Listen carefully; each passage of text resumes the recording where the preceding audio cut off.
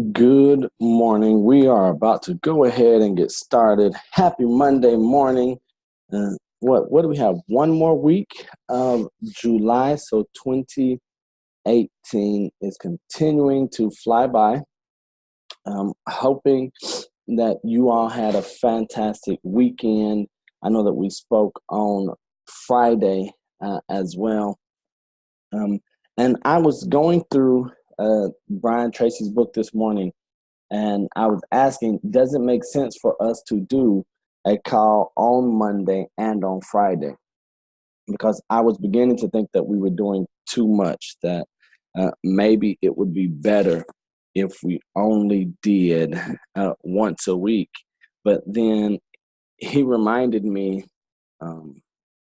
that the best salespeople, that companies recognize that the best salespeople in their organizations excel because of the amount of training and how seriously they take their training. So with that being said, we will be back here on Friday of this week. So the reason we do it on Monday and Friday is hopefully you guys are selling during the week and on the weekend. I thought about changing it to Thursday, but we've been having good participation on Fridays and Monday, so we're going to keep it the way we are.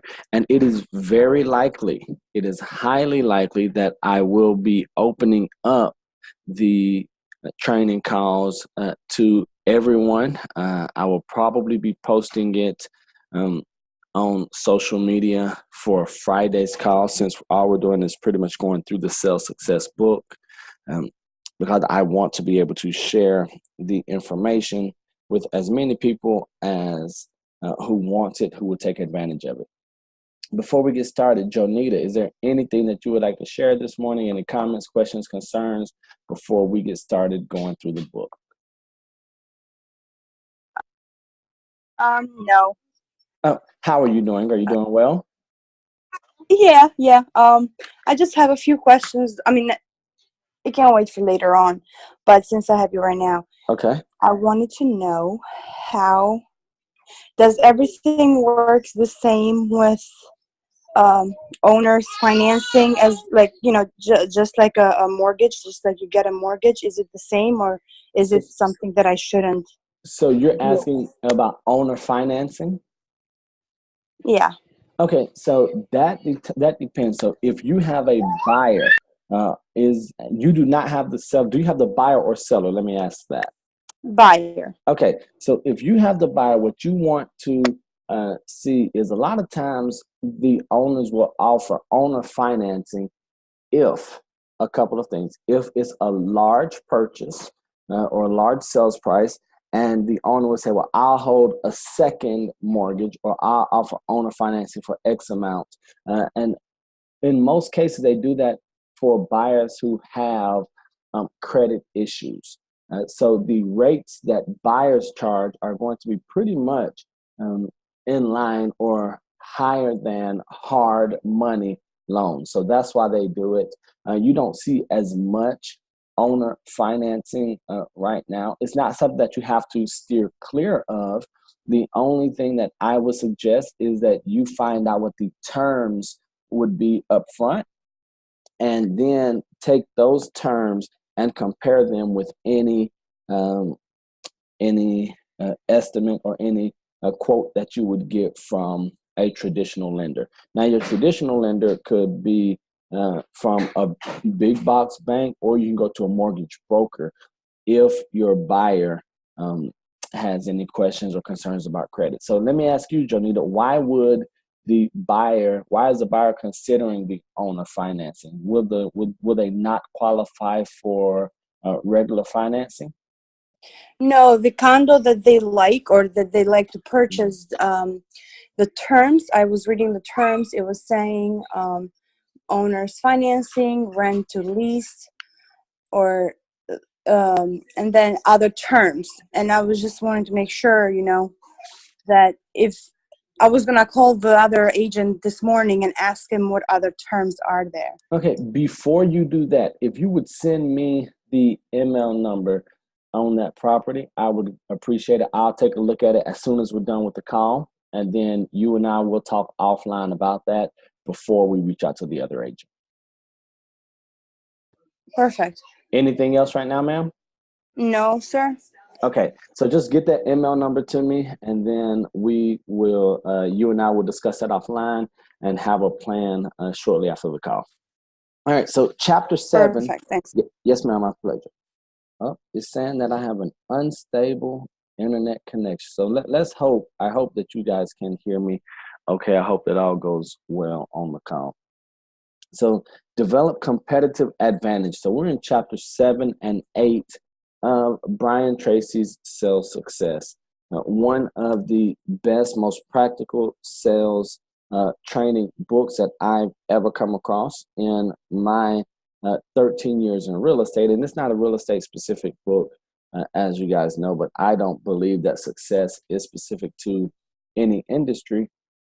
But the foundation and the principles that we find the greats using are pretty much standard and go across the board. So chapter 7 talks about developing competitive advantage. The most important factor in successful selling is the development of a competitive advantage. Differentiation is the key to sales success. And then he talks about a few ways that we can differentiate ourselves and our services in the industry. So if you have a product, he says product or service, but for us in real estate, it's going to be all about our service. So your area of excellence. And what you'll see is that a lot of what Brian Tracy says in this book aligns with what we believe at World Renowned Real Estate. So he'll talk about the 4 pillars of sales. We have the 4 pillars of success. Your area of excellence. Excellence is one of our pillars of success. What is your area of excellence? What does your service offer to a customer that makes it the most desirable choice? The competitive advantage offered by your service or your company is the heart of all your marketing and sales efforts. So individually, as an agent, you need to know what is your competitive advantage. What is your area of excellence? So I know that individually, we each have an area of excellence. And it says here that the competitive advantage offered by your service or your company is the heart of all your marketing and sales efforts. So what are you doing? So I know it says company, but I want each of us as real estate professionals to think of ourselves as our company. So what are you putting behind your marketing and sales issue? What's at the heart of your marketing and sales? For me, the way that we came with World Renowned, and I'll share this in case some of you may not know, but when I say locally known, globally recognized, that's what's behind our marketing and sales message, sales effort, is the fact that we are local, but we have an international presence, an international footprint. And that's why you hear me talk about so much the international markets to foreign buyers. And you'll understand why as we continue through this second half of 7 and into 8. Unique added value. It is not necessary that you be superior to all of your competitors. It is only necessary that you offer something special, different, and more valuable to the specific customers that you have decided to serve. It is not necessary that you be superior to all of your competitors. It is only necessary that you offer something special, different, and more valuable to the specific customers that you have decided to serve. Almost every product or service has certain advantages that make it a better choice for certain customers. So what makes your service better for certain customers to choose you? And it's going to get into, I don't want to jump too far ahead, but it's going to ask a few questions as far as unique added value. We'll answer those, and then I'll share with you how I chose my target audience, and then what makes my service or our services better for a specific type of buyer. To safely lead your field in a competitive market, your product must be different and superior in at least 4 ways. So he does say different and superior. That's something I want you to think about. We don't want to be different just for the sake of being different. We always want to be better. Different is not good enough. So we need to be superior in a few ways. Right here, he says 4. So 1, your product or service could offer better quality. So quality is one. What's the quality of your service? Now, quality right now in any service industry, the quality of your service will make or break you. Quality is what can and will and should set you apart from the other hundreds of thousands of realtors in your market. Your service could work faster and get better results. Can you help buyers or sellers sell their home faster or easier? Well, here is faster because we have convenience later. Are you getting results faster? Are your days on market faster? Are you getting properties under contract for buyers? Are you getting them into the properties to see them so they can get those offers presented faster? Your product could be cheaper. Now, this is one where I'm not a huge fan of, but he does talk about how you could be superior in 1 of 4 ways. So we've already said it could be better quality, it could work faster, get better results, it could be cheaper. Now, when we start talking about price, it's not always in the price they pay. It could be the price they pay versus the amount of money you either saved them or the amount of money you gained them on the purchase or a sale. So think about that, because if you get them more money, but you're still charging a higher commission, it could still be cheaper when you look at net sheets. Your product could be easier or more convenient. This is a huge one when it comes to the way that we structure our businesses. The way I structure my personal business is that I want to make sure that my service is superior, but it's easier to do business with me. For instance, I'm working with a client right now who's selling around the world. So she cannot always just jump out, get off the boat, come to Miami and look at properties. But I can do a lot of video walkthroughs and send those videos to her via email, via a short link, or via text. So that is how it can be easier and more convenient. Maximize your strengths. Sometimes all you need to win the customer is to be superior in one specific area that the customer considers important. If you cannot write your competitive advantage on the back of a business card, it is quite possible that you do not know what it is. If you can't communicate what your competitive advantage is in a matter of seconds, you may not know what your competitive advantage is. So I have a very specific targeted niche buyer and market. My competitive advantage is that I'm locally known, globally recognized for professionally marketing high-end single-family homes to the world and getting them sold. So if you need to be able to communicate what is the benefit of a client working with you or a customer working with you. What makes your service better and superior, different? So you want to go back and ask right now, is your service, do you have better quality service? Does it work faster or get better results? Is it cheaper? All things equal. And is your product or is your service easier or more convenient for the buyer or seller? These are things that in our industry, why we use things or products such as DocuSign or Form Simplicity with electronic signatures. This is why we like using Dropbox or Google Drive to make sure that we can get information stored easily.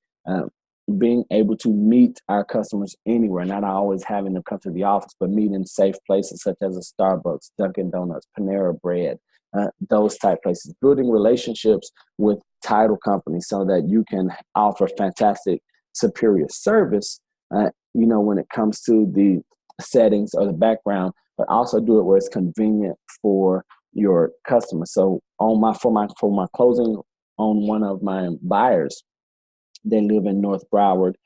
They can't make it down to South Broward in a timely manner to close when we're supposed to. So what we did was I spoke to one of my title companies, and we're actually going to meet at one of my lender's offices that's closer to where the closing is going to happen. And this lender is not financing the deal, but because of a great relationship, they're going to do that. So think about ways just to make your service better and superior.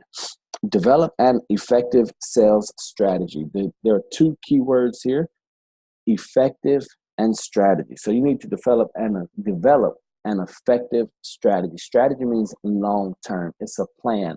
It's an idea. But once you have the idea, on the back of that comes execution.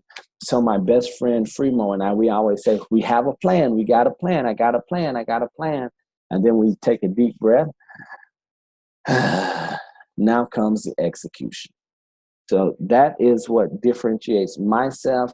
That's what differentiates the great salespeople, the great, if you just look at the leaders in any industry or the leaders in anything, the leaders are the ones who execute. They turn their thoughts into actions faster. So I want you all to think about doing that. So execute, develop an effective sales strategy, and then execute. The 4 pillars of a selling strategy. The 4 pillars of a selling strategy. There are 4 key concepts of a successful selling strategy. The first one is specialization. Specialization. Now, I cannot say this enough. I touched on it last call on Friday. I'm going to touch on it again here. I know we, in real estate, we see the possibility of a commission check, and we want that commission check. Many of us, they're few and far in between, but specialization is a huge, huge reason. So I'm going to read a few lines here, and then I'm just going to go back to my personal example so you guys can see it's not just something that's in a book. It's something that I practice, that the top real estate professionals practice, that the top salespeople practice. Specialization. You may have many products or services and different sizes, shapes, and ingredients in the items that you sell. To be successful, it is essential that you specialize and sell just one or a few products or services in a superior fashion. You cannot sell everything, so you need to become excellent in selling just a few things. Now, I know that you guys are probably not going to want to hear this from me, but you cannot sell every type of property and be excellent at it. There's no way. Real estate changes so fast. There are so many ins and outs. There are so many, jargon changes, from commercial to residential. So first, I would encourage you to choose one. Choose commercial or residential. Then after that, choose, inside of commercial. Are you going to do restaurants? Are you going to do gas stations? Are you going to do retail leases? Are you going to look at strip malls? Are you, so there are so many there. In residential, are you looking for multifamily? Are you looking for, investment? Are you going to be looking for end user, second home, condo, single family, price points? All of these are things that you need to consider. And the reason I say that is something I practice. You heard when it comes to my value prop or my area for specialization or differentiation is that I professionally market high-end single-family homes to the world and get them sold. That tells you immediately that I do not work with, not that I don't work with, but my area for specialization is not condos. I say that all the time. I am not passionate about condos, but I've already come to terms with that. So people say, Neil, do you worry about the money that you miss not selling condos, the high-end condos? No, I don't. And I've chosen my market for a very specific reason because I like houses. I love yards. I love gates. I love everything about a single-family home. It's hard for me to get passionate about condos. There are price points that I've set in high-end single-family homes to the world. You hear me say, I professionally market high-end single-family homes to the world to get them sold. Now, my value prop or my statement does not say that I work with buyers. So do I work with buyers? Yes, I do, but they aren't my targeted. So what happens is with my area, since I've become excellent in international markets and working with foreign buyers, that is a byproduct that comes off of my intense focus and concentration on selling high-end homes and marketing to the world. So then the buyers come in, but my focus has always been high-end single-family home sellers. That's how specific your niche needs to be in order to succeed. You can also specialize. So besides the type of product or the type of property or the service that you want to provide, you can also specialize in a particular geographical area. So we call it geo farming. So if you want to, choose a zip code or somewhere where you live, that's a great place to start a geographical area. Did I skip? No, okay. The second one is differentiation. Once you have decided on the service in which you will specialize, you need to look around and determine exactly those products who would like to buy from you. So you can differentiate yourself in terms of product knowledge, service, the knowledge of your market area. I'm telling you right now, is one of the greatest opportunities and most underutilized opportunities for you to be a rock star agent. Florida Realtors has a video coming out where I am just sharing and giving out ways that I go into markets that I'm visiting or where I might just be staying for 2 or 3 days. And in a matter of minutes, I have more knowledge, more specialized knowledge on that area than people who have been living there for 15 or 20 years. So you can differentiate yourself in terms of product knowledge, service knowledge. One of the reasons that people buy a product or service is because they are convinced that the salesperson is an expert in that service area. You can also differentiate yourself on the basis of the superiority of your sales skills. That's why we are training with this. That's why I encourage you guys to go through Jeffrey Gitomer's The Sales Bible, because if you can have superior sales skills, that's not always talking about using the presumptive close, doing the assumptive close, any of that, but just making sure that you have skills that you can rely on, that you can fall back to. The better your skills are, the more superior your sales skills are, the better your conversion rates are going to be, which ultimately means the more money you're going to make. Segmentation. So we already have, so the first one was specialization. Differentiation was number 2. Number 3 is segmentation. What market segments or groups of customers can benefit the most from your areas of specialization and differentiation? What are the demographics? What is the customer's age, education, position, level of family formation, and current lifestyle? Analyze the psychographics. That's what we talked about a few weeks ago. The psychographics of your ideal customer. What are the customer's hopes, fears, desires, problems, goals, and aspirations for the future?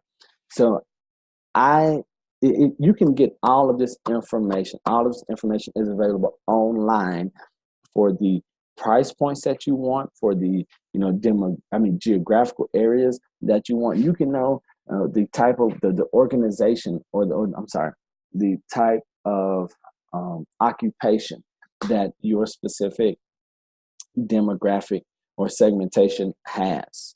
So I know that when I was living in zip code 33029, the primary education or the primary occupation there was in the medical field.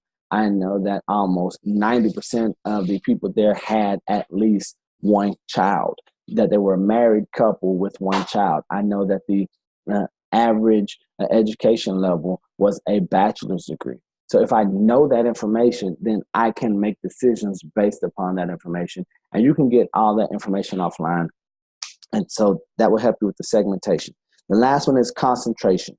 This pillar of success requires that you focus single-mindedly on selling your products and services to just those customers who can and will buy and pay the soonest, and who will most appreciate the special features and benefits that your service offers.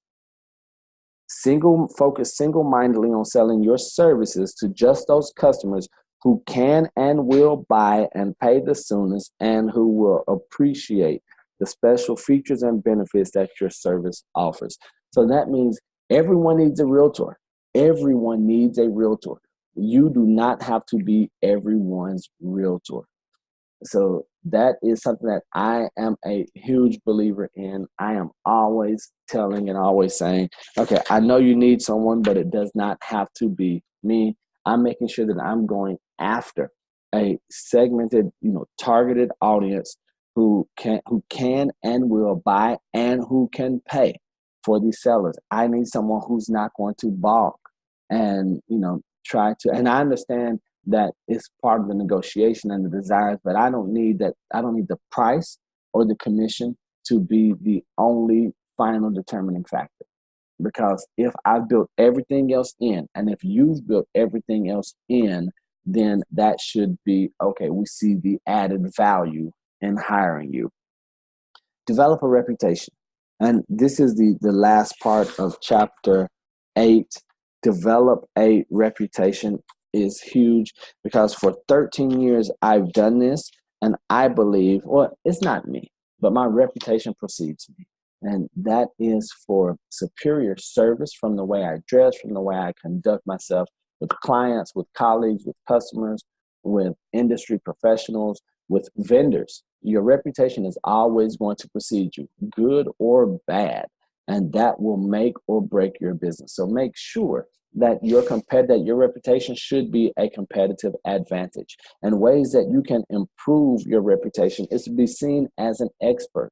One of the ways to be seen as an expert, this is an added bonus, is to write articles. Get published somehow, somewhere, some way.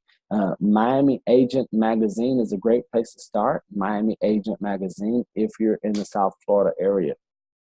That's a great place to start. Also contribute on blogs.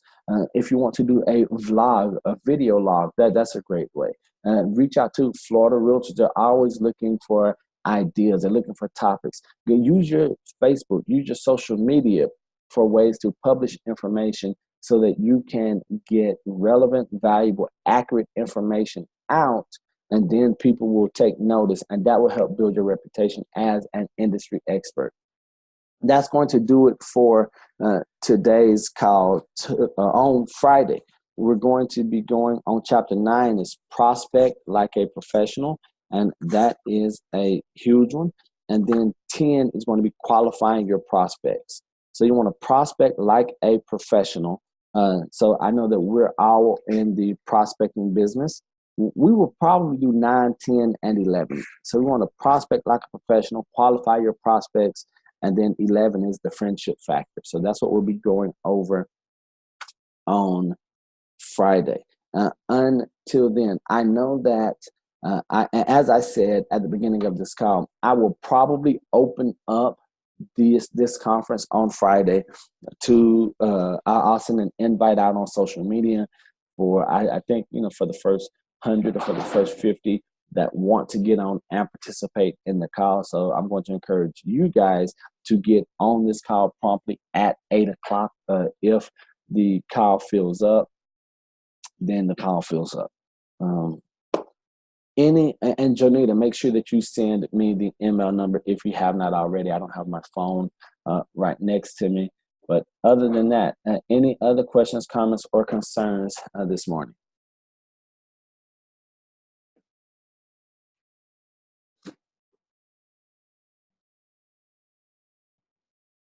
Going once. Going twice. Hearing none. I want all of you to have a fantastic day. Don't be average. Be world renowned. Do something awesome today. Take care of yourselves. Get better today. Be better today than you were yesterday. And tomorrow, take care of yourself. Love you guys. Bye.